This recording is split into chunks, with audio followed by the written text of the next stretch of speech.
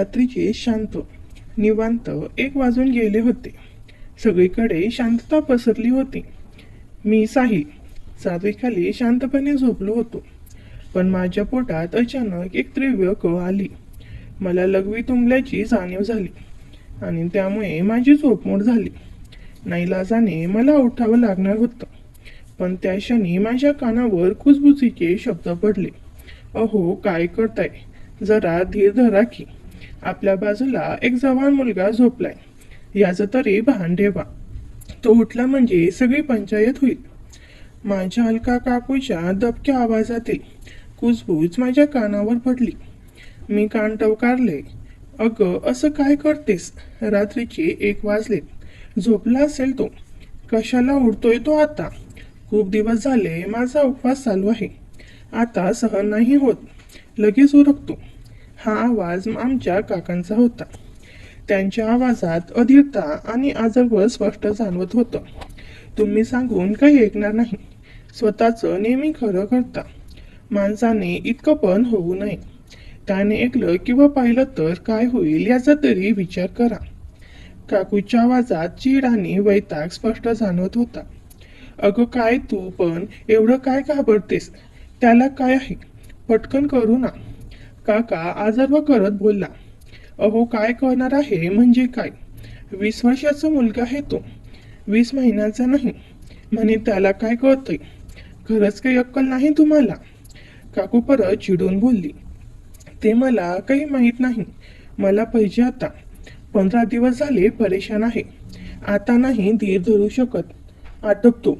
काका निर्चयाने बोलला. ठीक आहे, करा तुमच्या मनासारखं. सांगून ऐकणार नाही तुम्ही. काकूने हार पत्करलं. आपला विरोध थांबवला.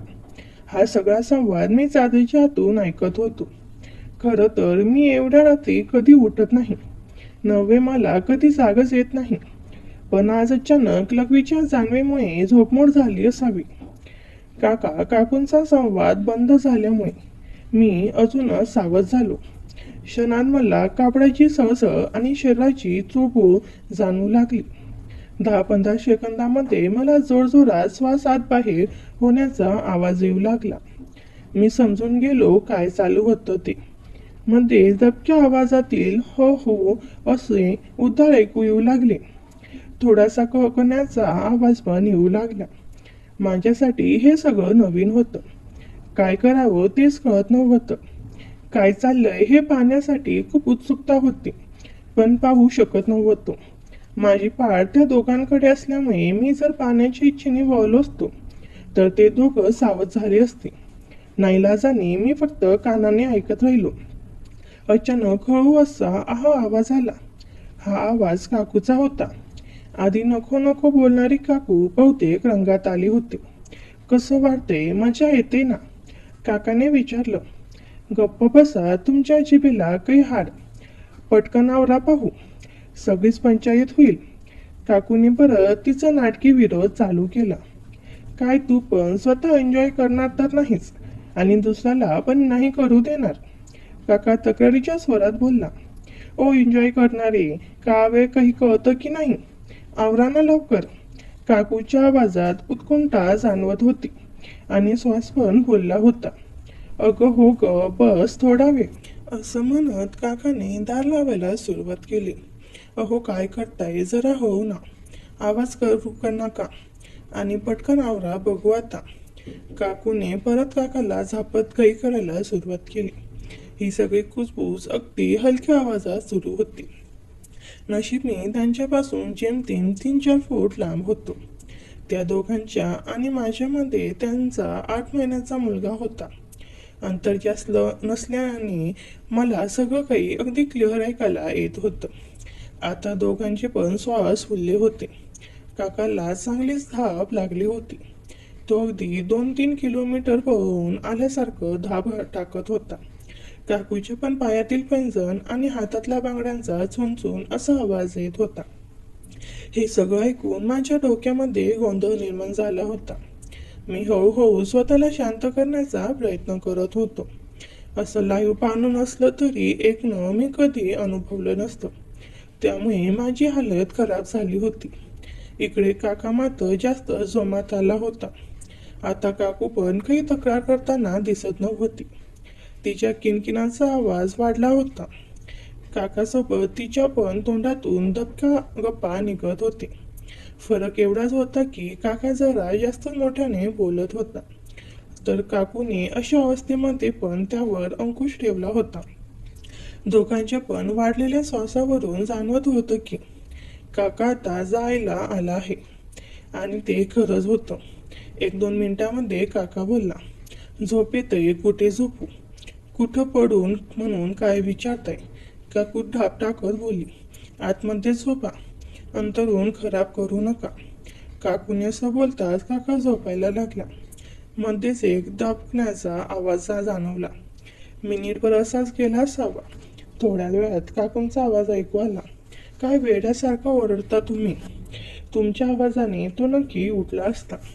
मी वेळेवर तोंड दाबलं म्हणून बरं, नाहीतर शेजारी पाजारी पण जागे झाले असते. काकाचा आवाज दाबल्यासारखं का जाणवत होता याचा उलगडा झाला. काका जास्तच आवाज करत होता आणि त्या आवाजामुळे मी उठू नये म्हणून काकूने त्यांचं तोंड दाबून धरलं होतं. काय करू, खूप दिवसांनी आल्यामुळे कंट्रोल नाही झालं मला. काका धाप टाकत बोलला. म्हणे कंट्रोल नाही झालं ना आता मनोजोग, उठा आता तरी. काकू खेचकत पण दबक्या आवाजात बोलली. परत मला शरीराची चोगू आणि कपड्यांची सळसळ जाणवली. ती 4-5 मिनिट तशी जाणवत राहिली. मध्येच काकूंच्या पागड्यांच्या किणकिणाटाचा आवाज येत राहिला. मी ओळखलं, काकू बहुधा साडी नीट करत असावी. असा धाडत करून मी मान मागे वळून पाहिलो. काकू माझ्याकडे पाठ करून साडी खोचत होती. पदर खाली पडल्यामुळे तिची पाठ उघडी होती. मागून ब्लाऊज थोडा तोडका असल्यामुळे तिची पूर्ण पाठ अंधारात अंकुशी दिसत होती. ते दृश्य पाहताच माझ्या डोक्यात एक जोरात आचका दिला. मी नीट पाहिलं, ती काहीतरी उचलण्यासाठी उजव्या बाजूला थोडी वळून वाकली. तेव्हा मधून मला तिचा उजवा लाल दिसला. माझ्या लक्षात आलं की ती तिची दस्ती घेण्यासाठी झुकली होती. उचलून तिने आधी सरळ केली आणि मग आधी डावा पाय उचलून त्यात घातला, नंतर उजवा, नंतर तिने वर सरकवली. नीट बसावी म्हणून तिने साडीवरून थोडी ॲडजस्टमेंट केली आणि तसं करताना तिच्या इलॅस्टिकची स्किनवर आपटून चटचट असा 2-3 वेळा आवाज आला. हे सगळं पाहून, खरं तर ऐकून आणि अंशतः पाहून माझा जीव कासावीस झाला होता. कधी एकदा राग काढतो असं झालं होतं. सगळं व्यवस्थित झाल्यावर तिने काकाकडे नजर टाकली तर तो आता घोरायला लागला होता. काकूने मानेला झटका देत हलक्या आवाजात बोलली, स्वतःचं झालं की झालं, दुसऱ्या माणसाचा विचारच करायचा नाही. एवढं बोलून ती माझ्याकडे वळायला लागली. तसं मी सावध होत सरळ झालो. नंतर काय झालं माहीत नाही, पण काकूचा पण काही वेळाने लयबद्धपणे हळूवार घोरण्याचा आवाज येऊ लागला. मी ओळखलं, काकू पण झोपी गेली होती. माझी मात्र झोप उडाली होती. मनात विचारांचा कल्लोळ चालला होता. स्वतःला शांत करणं गरजेचं होतं, नाहीतर मला झोप येणार नव्हती. मी अगदी कसकसून भावना दाबत होतो. असं करताना आवाज होत नाही याची दक्षता घेत होतो. मी उजव्या अंगावर झोपलो असल्याने मला डाव्या हाताने तोंड झाकावं लागत होतं, ज्याची मला सवय नव्हती. काय करावं सूचना म्हणून मी धाडस करून पाठीवर झोपलो. गुडके वागडून चादर वरती डोक्याखाली आणि खाली पायाखाली धरली. असं करण्याने चादराने माझ्यामध्ये गॅप तयार झाला. आता मला सवयीप्रमाणे उजव्या हाताने मोकळीक मिळाली आणि आवाज पण होत नव्हता. अचानक मला काकूचा पाठमोरीचा सीन आठवला आणि माझ्या अंगाला एक आचका बसला. मी पटकन डाव्या अंगावर वळलो आणि अंगाखाली अडलेल्या सादीवर झोपू लागलो. अगदी शेवटचा मी सरळ पाठीवर झोपलो. थोडं गलित गात्र आणि थकल्यासारखं वाटत होतं. जे काही घडलं ते आठवून कधी झोपी गेलो समजलं नाही.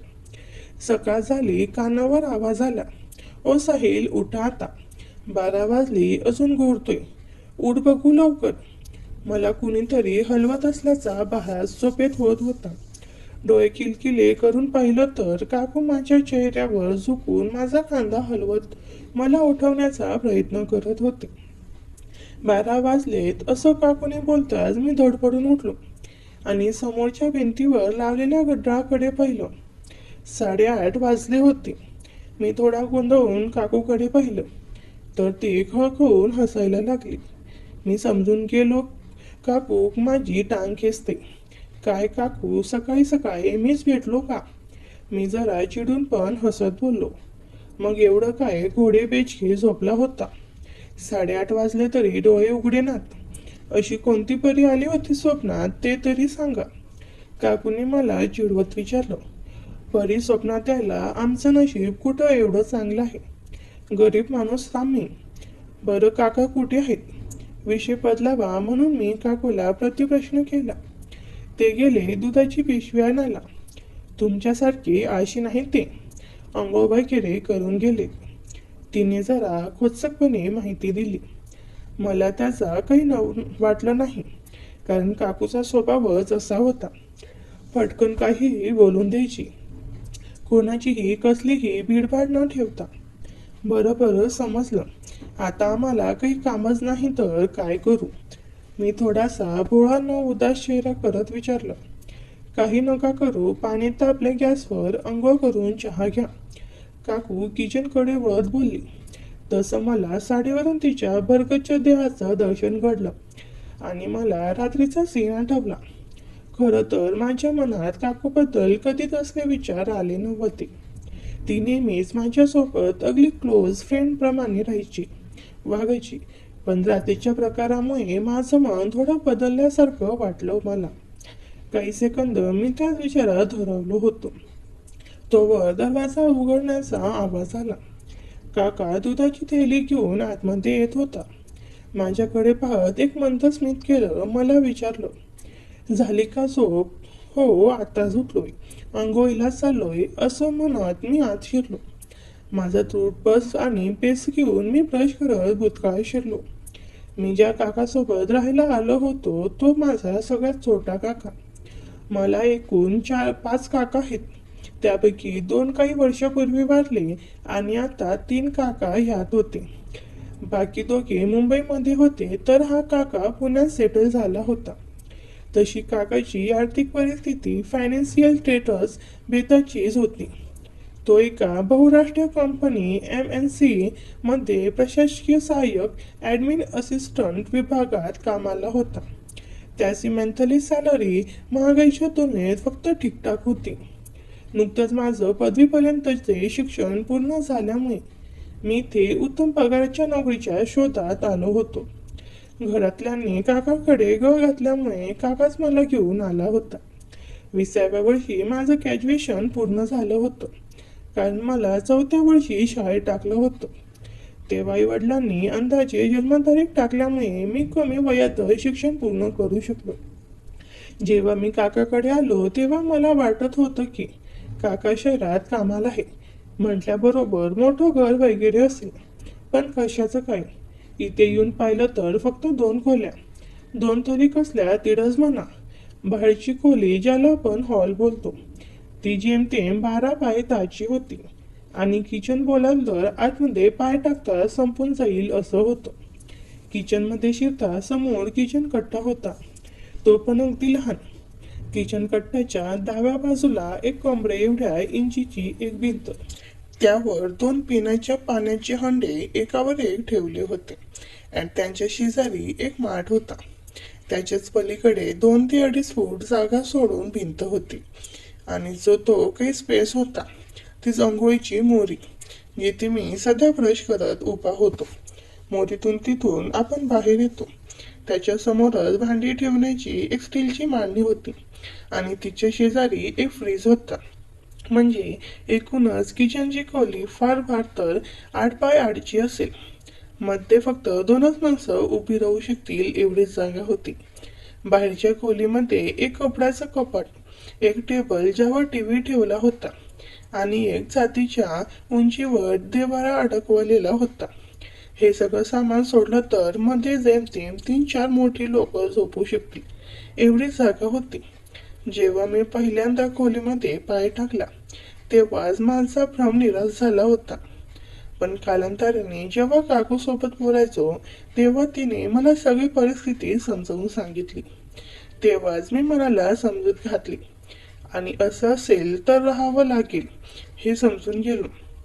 माझी काकूचं नाव अलका. ती जेव्हा काकासोबत लग्न करून आली तेव्हा ती 7वी मध्ये होती. तेव्हा काकू फार फार तर 21-22ची असेल. का आणि तिच्यामध्ये 7-8 वर्षाचा फरक होता. मी शाळेत असल्या कारणाने आणि काकूची 12वी झाल्यामुळे ती माझा अभ्यास घ्यायची. काकाला पगार कमी असल्या कारणाने त्याने लग्न झाल्यानंतर 2-3 वर्ष काकाला गावीच ठेवले होते. नंतर जरा पगार वाढल्यावर तो तिला पुण्याला घेऊन आला. पण ती जोपर्यंत गावी होती तोपर्यंत आमची मस्त गट्टी जमली होती. जेव्हा जेव्हा ती सुट्टीमध्ये गावी यायची तेव्हा मी खूप धमाल करायचो. आमच्या घरातल्या लोकांना पण बरं वाटायचं. आम्ही एकमेकाला एवढा जीव लावतो पाहून. पण काकू जशी माझ्याशी वागायची त्याच्या विरुद्ध इतर लोकांसोबत वागायचे. तिचं कारण मला नंतर काकूने सांगितलं होतं. काकू आमच्या आजूबाजूच्या लोकांमध्ये भांडखोर म्हणून प्रसिद्ध होती. एकदा भांडायला लागली की समोरच्याला सुट्टी द्यायची नाही. त्यामुळे तिच्या नादी कोणी लागत नसे. काका पण तिच्याशी तपकून राहायचा. तसा पण तो आधीपासून मितभाषी आणि शांत स्वभावाचा आहे. काकू बाकी लोकांसोबत कशी वागली तरी माझ्यासोबत अगदी प्रेमपणे वागायची. तसं पाहिलं तर त्या दोघांचा संसार छान आणि सुखाचा चालला होता. पण आयुष्यात खरंच खंत होती. ती म्हणजे लग्न होऊन 7 वर्ष झाली तरी त्यांना अपत्य प्राप्ती झाली नव्हती. खूप नवस सायास देवऋषी डॉक्टर दवाखाने केली तरी काही फरक पडत नव्हता. सगळे शेवटी खचून गेले होते. तेवढ्यात काकूला दिवस गेले. फायदा नक्की कशाचा झाला माहीत नाही. पण तब्बल 7 वर्षानंतर काकूने कोंडस मुलाला जन्म दिला. तो आता 7 ते 8 महिन्याचा झाला होता. मला पण एक खेळायला छोटा मित्र मिळाल्यामुळे मी त्याचा खूप लाड करायचो. नक्की काय चमकवत आहे दात की ब्रश? काकूच्या खोचक प्रश्नाने मी दचकून वर्तमान काळामध्ये परत आलो. काकूकडे पाहिलं तर ती माझ्याकडे बारीक डोळे करून कमरेवर हात ठेवून पाहत होती. ओशाळत मी चूळ भरली आणि अंघोळ करायची म्हणून खाली बसलो तर पाहिलं टबमध्ये गरम पाणी होतं. काकूजून माझ्याकडे तशीच पाहत उभी होती. मी आणखीनच गोंधळून काकूकडे पाहिलं तर आता ती जरा गालातल्या गालात हसत होती. मी पण तिच्याकडे पाहत मंदपणे हसलो. नक्कीच काहीतरी भानगड आहे. लक्ष कुठं आहे तुमचं? काकूने परत माझी फिरकी घेत विचारलं. काही नाही हो काकू, तुम्ही पाणी होता, मला अंघोळ करू द्या, मी हसत बोललो. काकूत माझ्याकडे तिरक्या नजरेने पाहत गॅसकडे वळली आणि पाण्याचं पातेलं घेऊन टबमध्ये पाणी ओतण्यासाठी वाकली. तिचा पदर जरा सरकला होता आणि त्यामुळे तिचे केस मधून बाहेर पाडण्यासाठी दिसले आणि पुन्हा माझ्या मनामध्ये खळबळ सुरू झाली. तिने आपल्याला त्या अवस्थेत पाहू नये म्हणून मी थोडा मागे सरकलो. पण मला काकूच्या पाठीचे दर्शन झाले. माझ्या भावना दुखावू लागल्या होत्या. काकू वाकल्यामुळे आणि मोरेतल्या अपुऱ्या जागेमुळे तिचं डोकं जेमतेम वीटभरचं माझ्यापासून दूर होतं. तिने उठताच माझ्या तिला दर्शन होऊ नये म्हणून मी पटकन खाली बसलो. अगदी त्याच वेळेस काकू पाणी ओतून उभी राहिली. मी चौट्यावर बसल्यामुळे माझे गुडघे छातीपर्यंत आले होते आणि मी माझा हावभाव लपवण्यात यशस्वी झालो होतो. काकूने माझ्याकडे एक कटाक्ष टाकत तिथून जाता जाता बोलली, लवकर आवरा, चहा थंड होते.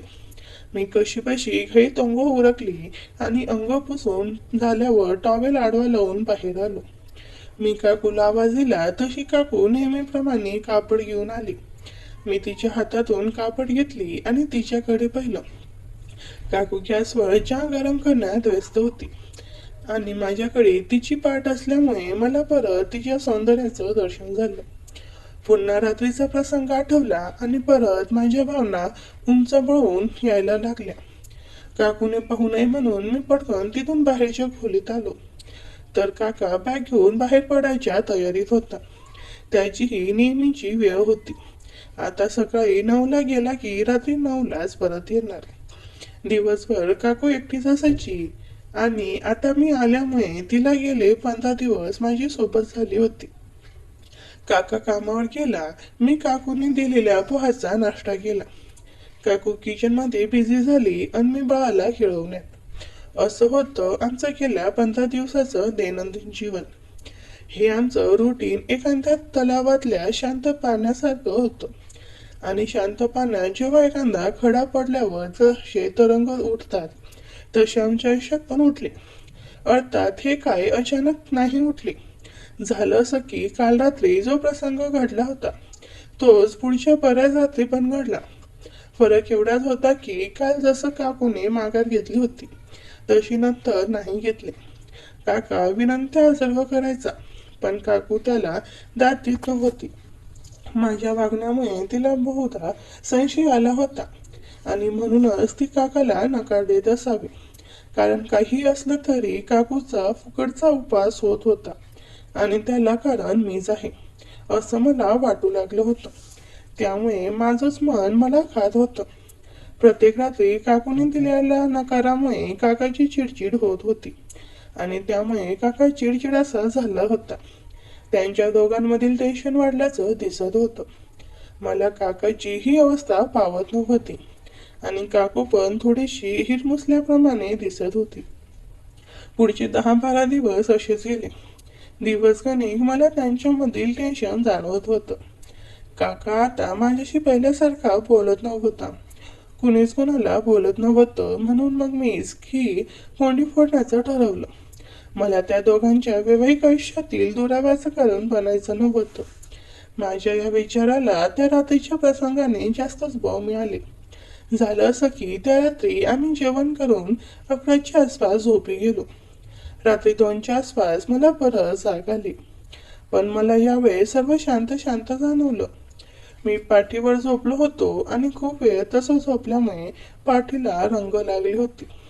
सर्व काही शांत आहे असं समजून मी माझ्या डाव्या अंगाला वळालो आणि मला काहीतरी धडपड पडल्याचा आवाज आला. मी फक्त 1 सेकंद डोळे उघडले असतील. त्याचं मला समजलं काय असेल ते. मी झोपलोय असं समजून काका आणि काकू आले होते आणि माझ्या अचानक असं बोलण्याने ते सावध झाले. प्रसंग असा होता की काका त्या रात्री प्रमाणे काकूवर राग देत होता पण ते जोराने नसल्यामुळे त्याचा आवाज होत नव्हता. जेव्हा तसा मी डाव्या अंगावर वळालो काका पटकन उतरण्याचा प्रयत्न करू लागला आणि काकू तिचे पाय तिने काकाच्या पायावर टाकले होते. ते खाली घेऊ लागले. परिणाम असा झाला की काकाचा पाय तिच्या पायात अडकून काका उजव्या अंगावर पडला न त्याच्याच आवाज झाल्यामुळे मी डोळे उघडले होते. काय घडलं हे मला समजल्यामुळे मी पटकन डोळे बंद केले. माझं मलाच वाईट वाटलं. त्यांच्या रंगात मी भंग आणला होता. माझी झोप उडाली होती तरी मी डोळे मिटून गप्प पडून होतो. थोड्या वेळाने मला परत हालचाल जाणवली पण मी डोळे उघडले नाही. दरवाजा आपटल्याचा आवाज झाला. तसं मी डोळे किलकिले करून पाहिलं तर काकू माझ्याकडे पाठ करून झोपली होती. म्हणजे काका बाहेर कॉमन संडासमध्ये गेला होता. जाताना त्याने दरवाजा थोडा जोरात आदळला होता. याचा अर्थ त्याला राग आला होता. मी तसा स्वतःला कोसत बडून राहिलो.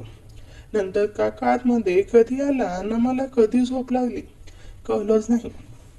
सकाळी उठलो तेव्हा काका ऑफिसला जायची तयारी करत होता. काकू नेहमीप्रमाणे किचनमध्ये बिझी होती. मी अंघोळ करेपर्यंत काका नाश्ता करून ऑफिसला निघून गेला. मी न काकू दोघे असल्यामुळं मी आज काय तो सोक्षमोक्ष लावायचा ठरवून टाकला. अंघोळ करून मी बाहेरच्या खोलीत आलो. कपडे घातले. काकूने चहाचा कप मला आणून दिला आणि काही न बोलता किचनमध्ये निघून गेले. मला कसं तरीच वाटलं.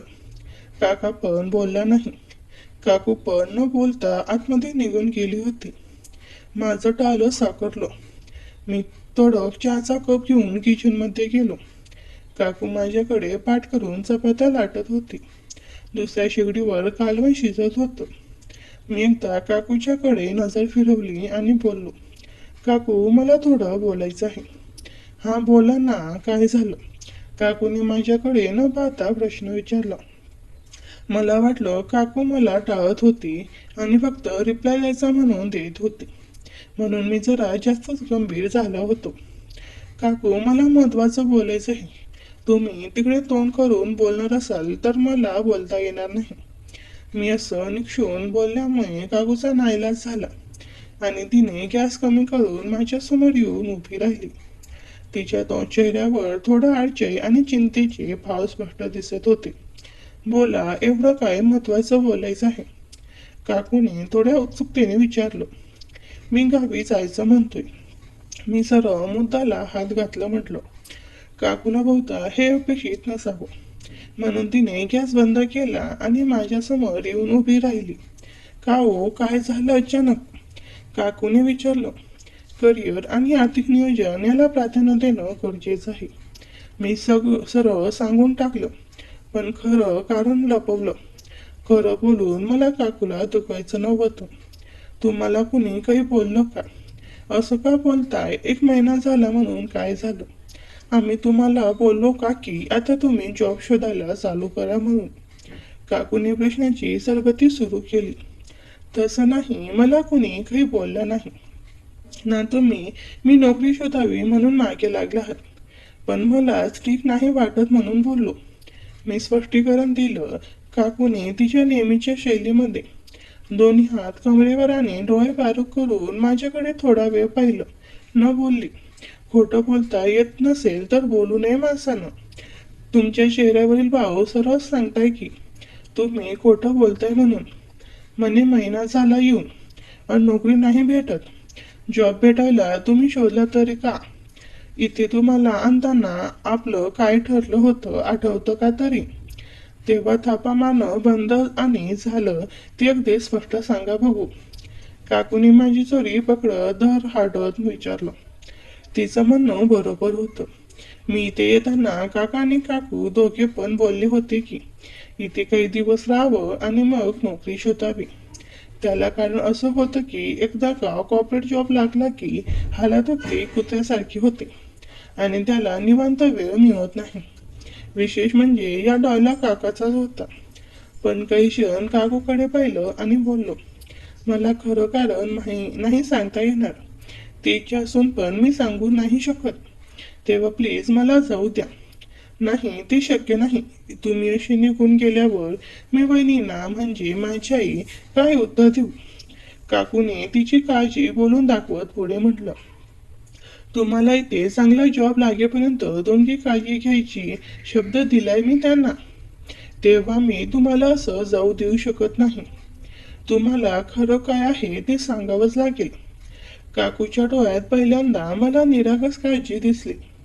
तिच्या शब्दातली ठामपणा पाहून मला जाणवलं की ती खरोखरच माझ्या आईला दिलेला शब्द पाळण्यासाठी मला जाऊ देणार नाही. काकू, मी अत्यंत दबक्या आवाजात बोललो. मला तुमच्या व्यक्तिगत आयुष्यात ढवाढव करायची नाहीये, पण माझ्यामुळे तुमच्या दोघांमध्ये काहीतरी पिनसलं आहे हे मला जाणवते.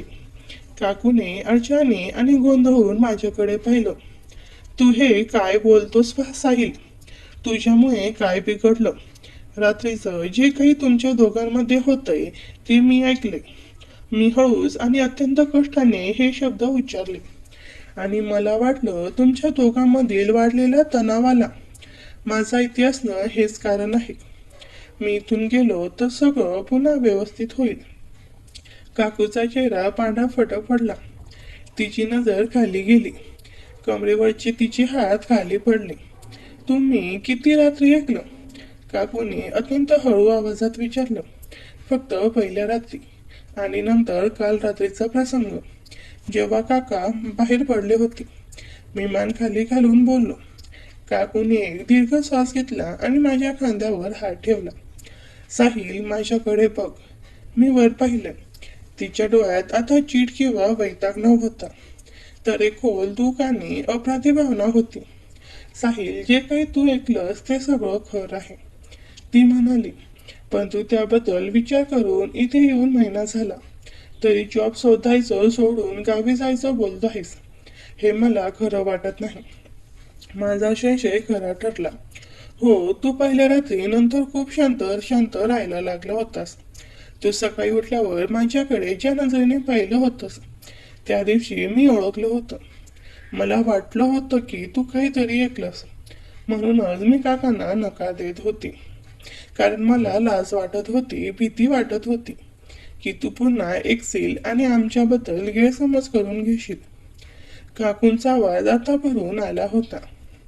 पण तू याबद्दल एवढा विचार करशील ज्यामुळे तू तुझ्या भविष्याचा विचार न करता इथून निघून जाण्याचा विचार करशील, हे मला सहन होत नाहीये. ती पुढे म्हणाली. आणि राहिला प्रश्न आमच्या व्यक्तिगत आयुष्याचा, तो माझा प्रश्न आहे. तू माझ्या मुलासारखा आहेस. आमच्या नात्यात तू अडथळा नाहीस, तर आधार आहेस. तुझा जॉब लागेपर्यंत मी तुला इथून जाऊ देणार नाही.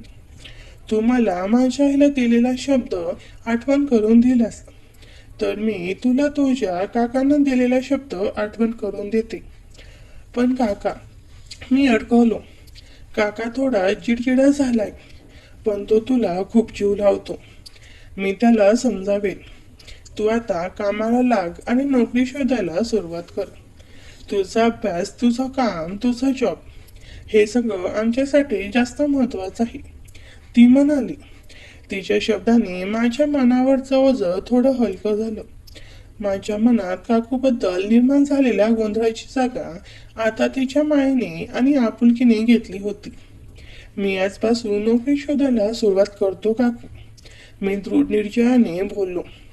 काकूच्या चेहऱ्यावर एक समाधानाचं हसू आलं. तिने माझ्या डोक्यावर मायेने हात फिरवला आणि म्हणाली, आता पटकन चहा घे आणि कामाला लाग. बघ, तुला चांगली नोकरीची संधी लागल्यावर आपण सगळे मिळून मोठी इन्व्हेस्ट करू. मी चहाचा कप घेतला, पण तिच्या डोळ्यात पाहून मला वाटलं, मी इथे राहणं हे केवळ माझ्या भविष्य नाही साठी, तर ते कुठेतरी तिच्यासाठीही महत्वाचं आहे. तिच्या मनात असलेल्या अप्रतिम भावनेवर मात करण्यासाठी तिला माझ्या विश्वासाची आणि सोबतची गरज आहे. आणि आज मी तिला ती दिली होती. मी हसून बोललो, नक्कीच करू काकू. मला चांगला जॉब लागल्यावर मी तुम्हाला मोठी पार्टी देईन. मी आतून एक मोकळा श्वास घेतला. आता माझ्या डोक्यात फक्त जॉब आणि काकूचा विश्वास जिंकणे एवढे दोन विचार होते. साहिलने त्याच दिवसापासून नोकरी शोधायला सुरुवात केली. तो रोज आर्थिक पेपर्स वाचायचा, ऑनलाईन नोकरी पोर्टल्सवर व्यावसायिक अर्ज करायचा आणि जिथे कुठे मुलाखती असतील तिथे जायचा. रात्री काका काकू त्यांच्यातील खासगी संबंधाची सस आता थांबली होती. काकूने काकाला समजावलं होतं आणि साहिलच्या भविष्याचा विचार करण्याची गरज त्याला पटवून दिली होती. 2 महिन्यानंतर साहिलला एका चांगल्या बहुराष्ट्रीय कंपनी MNC मध्ये ॲडमिन असिस्टंट म्हणून पहिली नोकरी मिळाली. त्याचा पगार पॅकेज अपेक्षित चांगला होता. पहिल्या पगारानंतर त्याने काका काकू आणि बाळासाठी लहानशी भेटवस्तू घेतली आणि उर्वरित रकमेतून SIP सुरू करण्याची योजना राखली.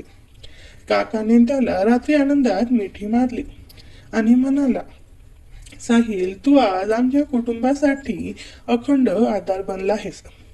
साहिलने काकाकडे पाहिलं. त्याला आता जाणवलं होतं की ज्या व्यक्ती क्षणामुळे त्याला गैरसमज झाले होते त्या क्षणापेक्षा नात्यातील आपुलकी आणि दिलेला शब्द जास्त महत्वाचा असतो.